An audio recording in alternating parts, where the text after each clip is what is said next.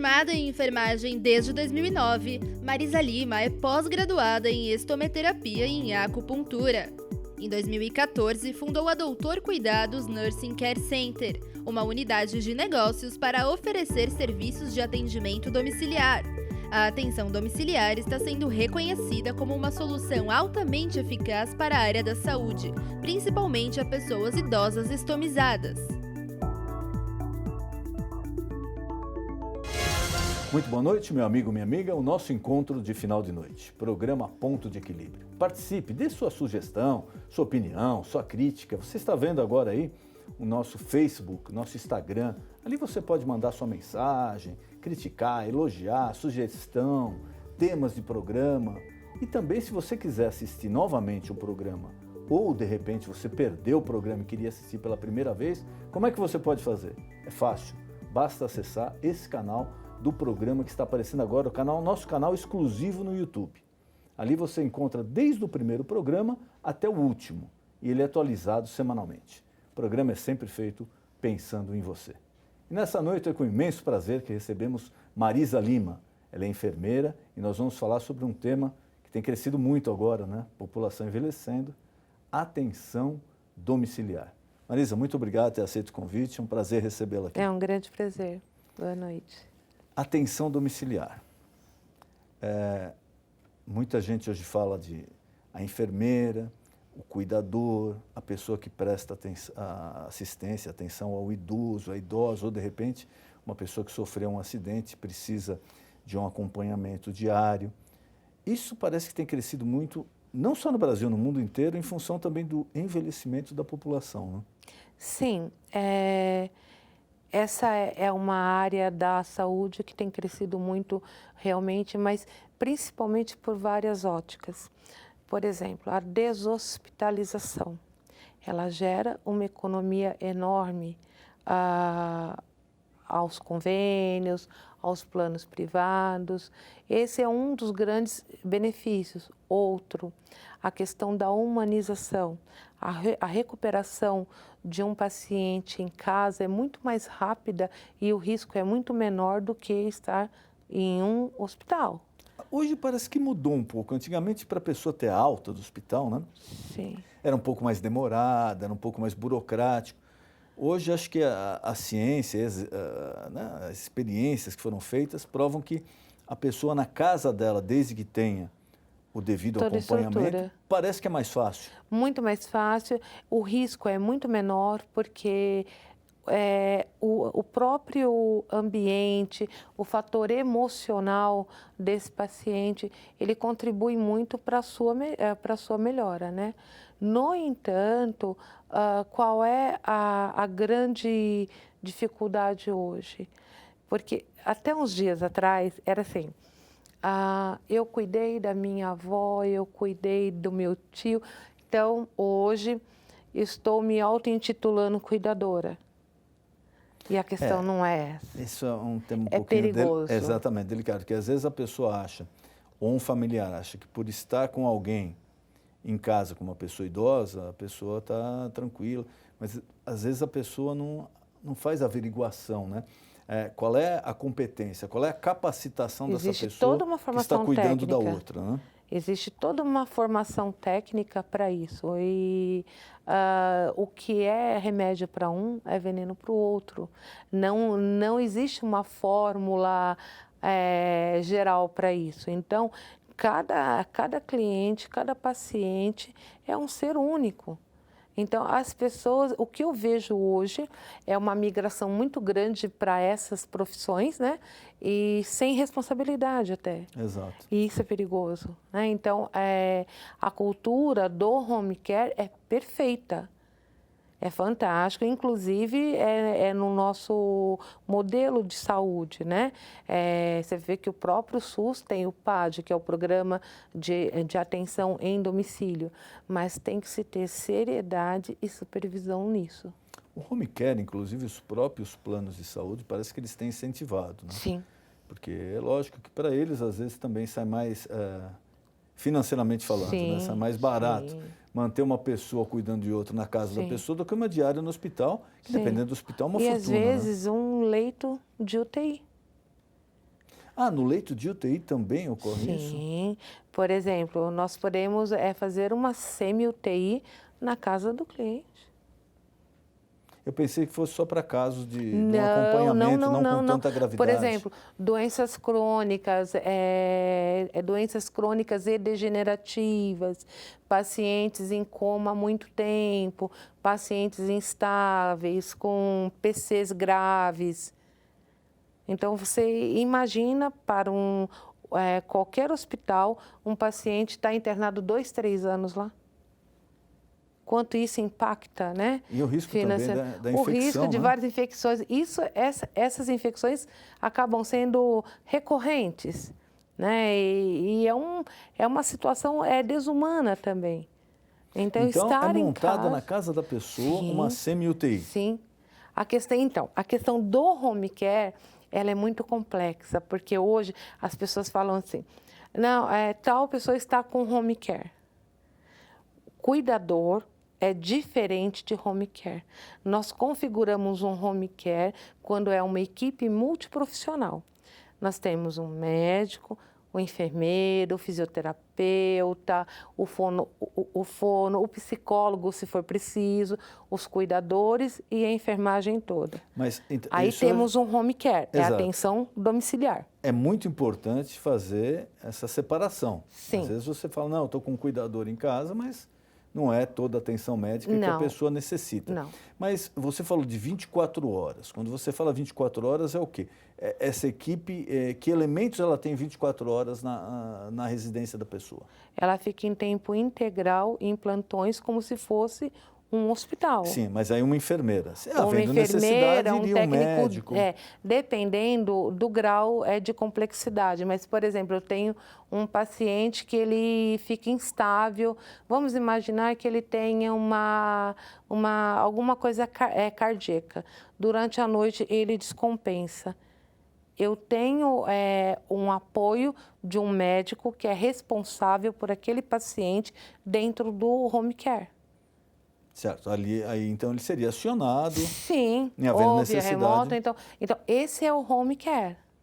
O cuidador não, ele simplesmente ajuda a pessoa nas necessidades das atividades da vida diária.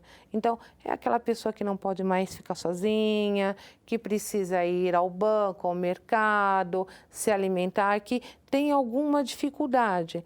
Então, esse cuidador, ele não precisa necessariamente ter uma graduação. Mas ele tem que ter conhecimento. Algum conhecimento, pelo menos básico, de primeiros socorros, porque ele tem, em algum momento, ele vai ter que intervir. Quer dizer, é aquela pessoa que acompanha, olha, o horário do remédio é esse aqui, sim. O horário do banho, alimentação, sim. olha, pode comer isso, não pode comer aquilo. Sim. É a pessoa que, praticamente do dia a dia, seria sim. isso. Mas que é diferente de um home care. Por que as pessoas ainda hoje têm alguma restrição, não diria preconceito, mas alguma restrição à parte de home care? Parece que não, olha, no hospital ela vai estar melhor, vai ter mais recurso. Então, eu tenho muito esse questionamento em cuidados paliativos, porque eu tenho muitos pacientes em cuidados paliativos. O que acontece? É normal que o ser humano queira, até o último momento de vida, ele quer se apegar a alguma coisa. Então, muitas vezes, o paciente, a pessoa que está doente, porque dentro de uma família que tem alguém com câncer, a gente tem que entender que a família também está doente. Muitas vezes, ela vivencia um luto já de muito tempo.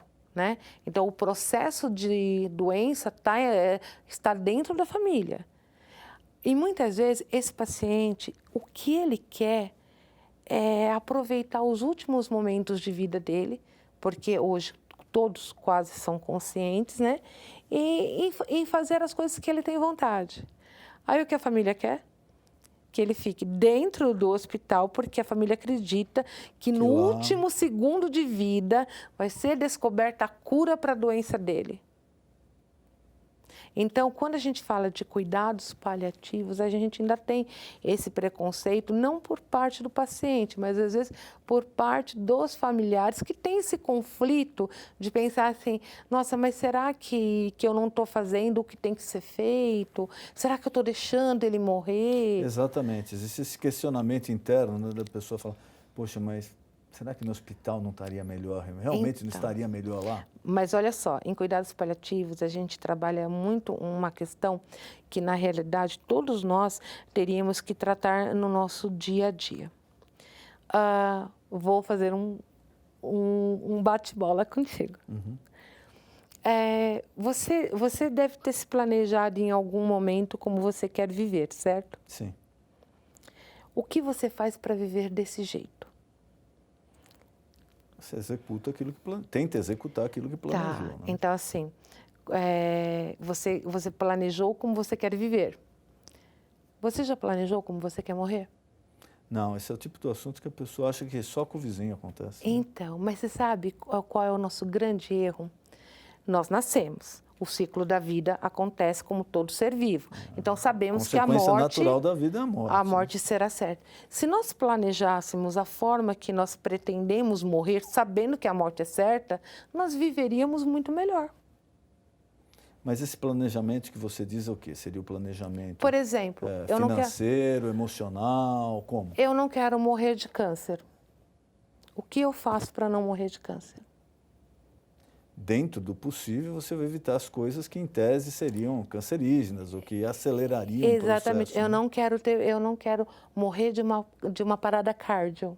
Você vai fazer exercício, não vai comer gordura, vai tentar Quantos de nós pensamos nisso no período de 20 a 40 anos? Eu falo por mim, muito pouco. Eu nunca pensei nisso. Aí, até olha o que 40 você anos. faz, olha o que nós fazemos.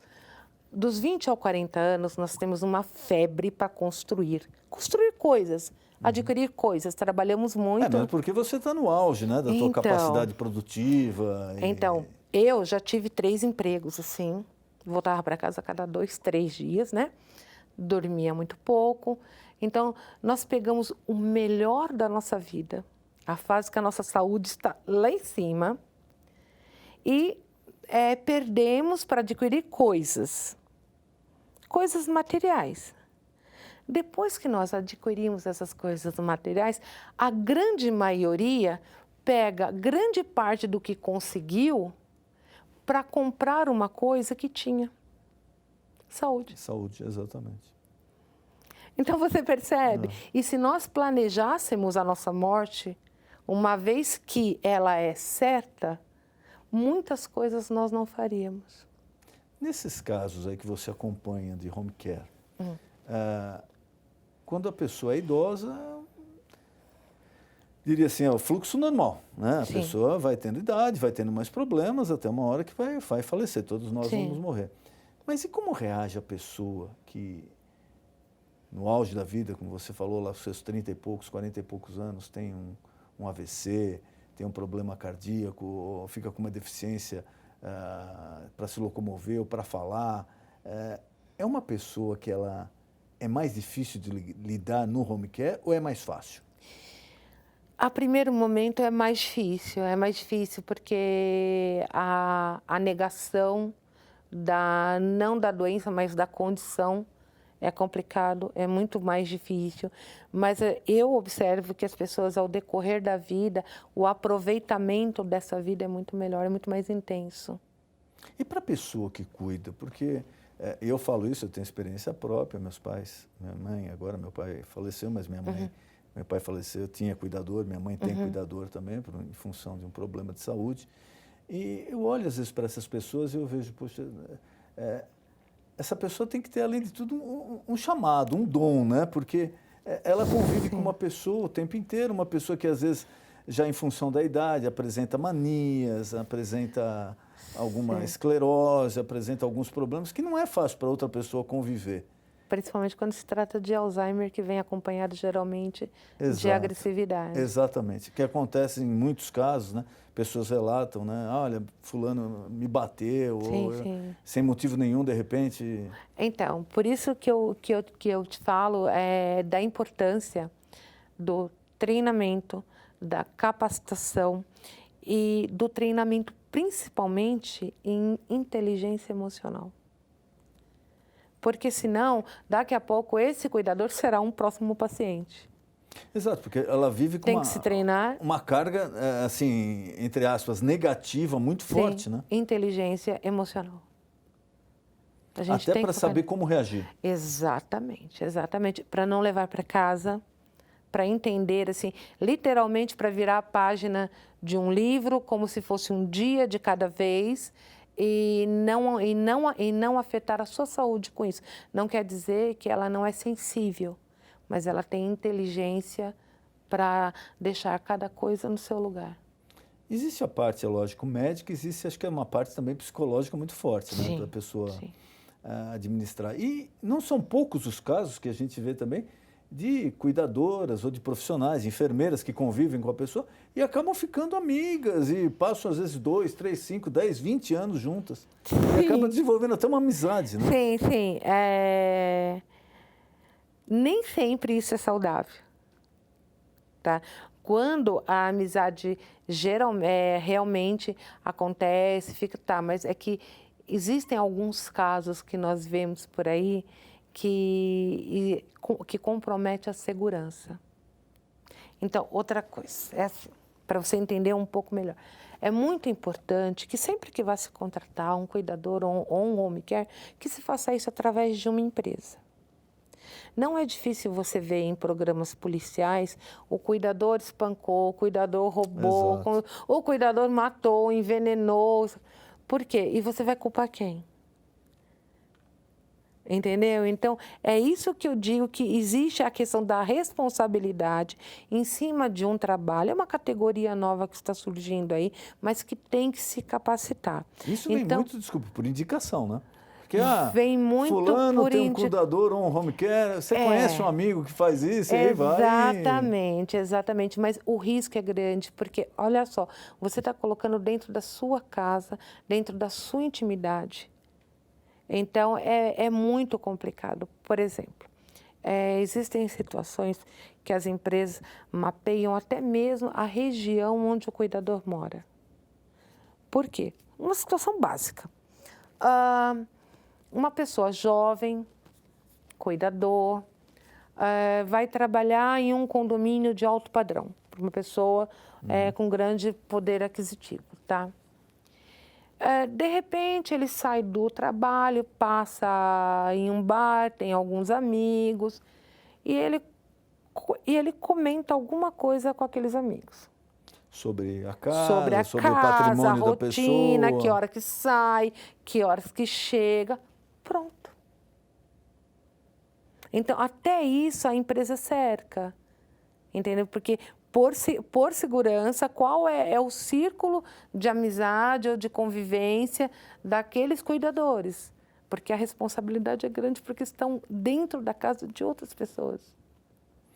O home care, ele a curto prazo, ele parece assim, a sensação, né, que a gente tem, é um alívio, porque o meu ente querido saiu do hospital, pelo menos agora já está lá em casa, está com uma pessoa, tudo. Mas não existe o desgaste, principalmente, uma coisa é se essa pessoa, ela mora sozinha.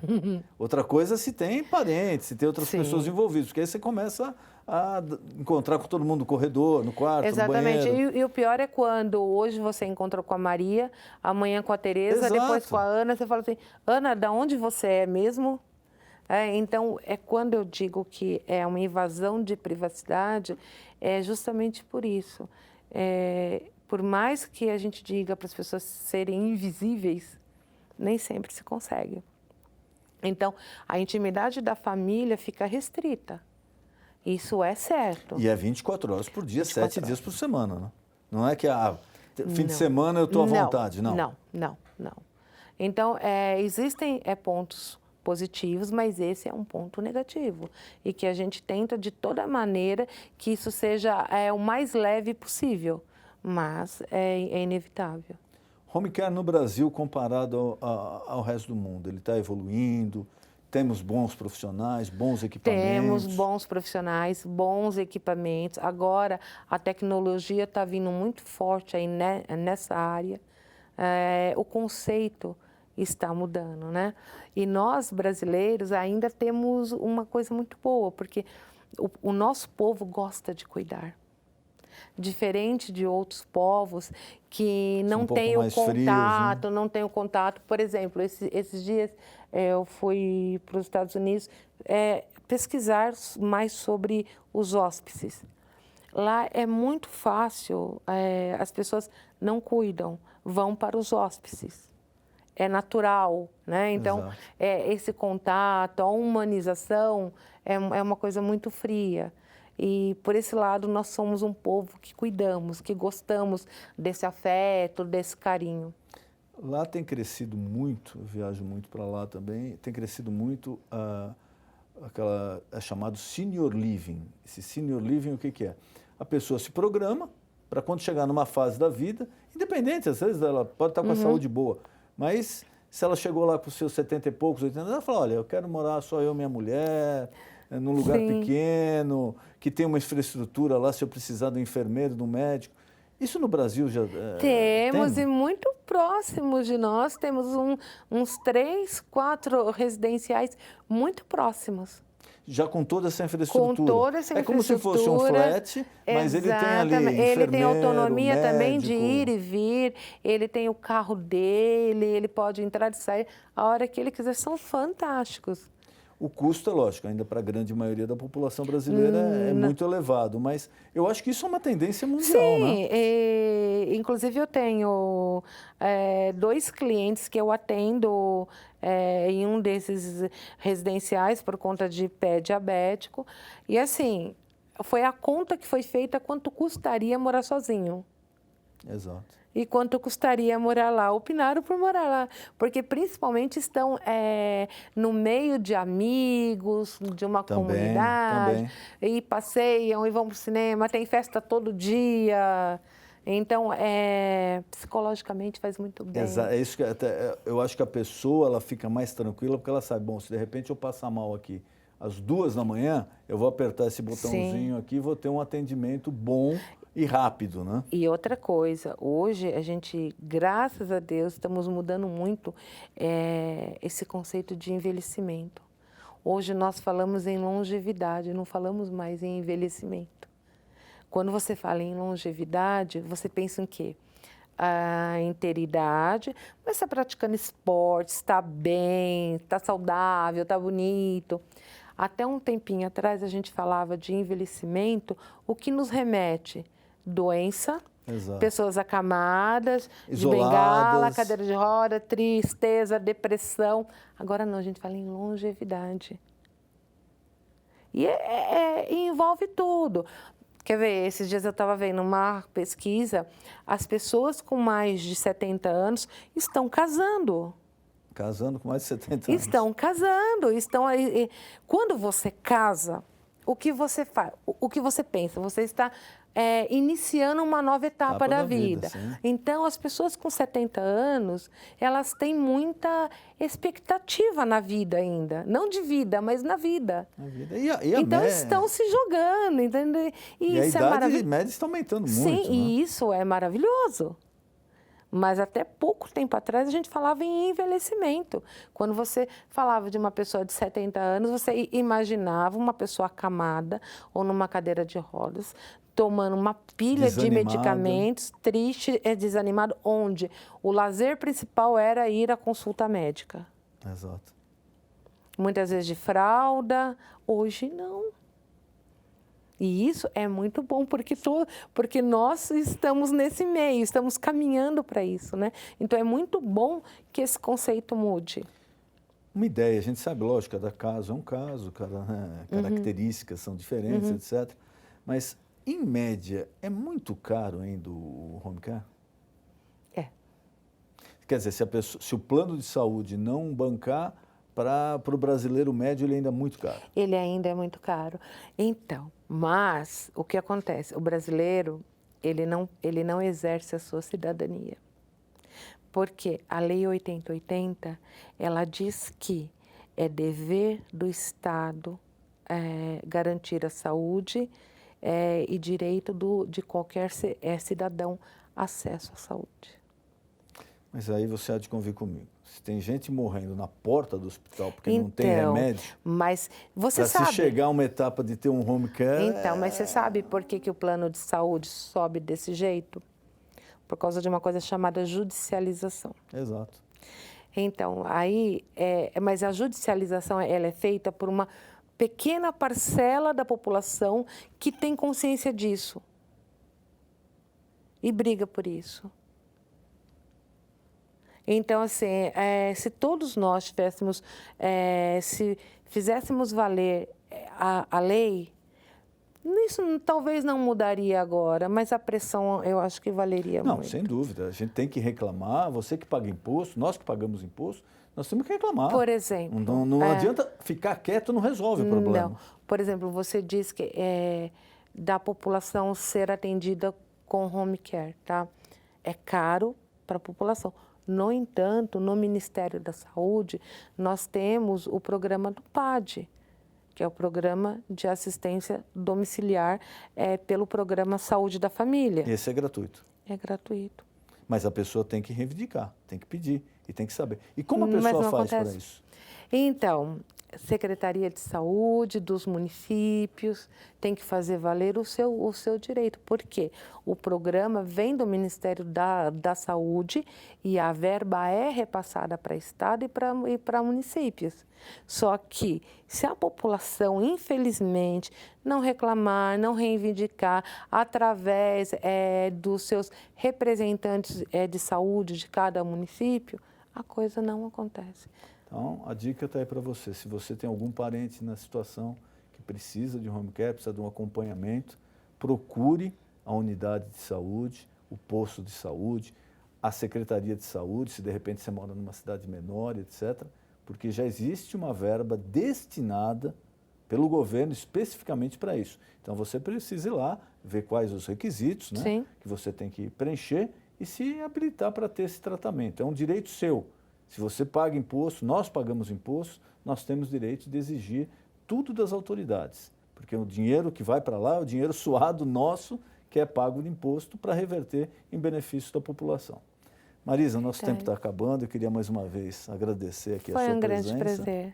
E te colocar aqui à disposição algum recado, algum contato, algum tema que eu não perguntei que você queira passar aos nossos telespectadores, fique à vontade.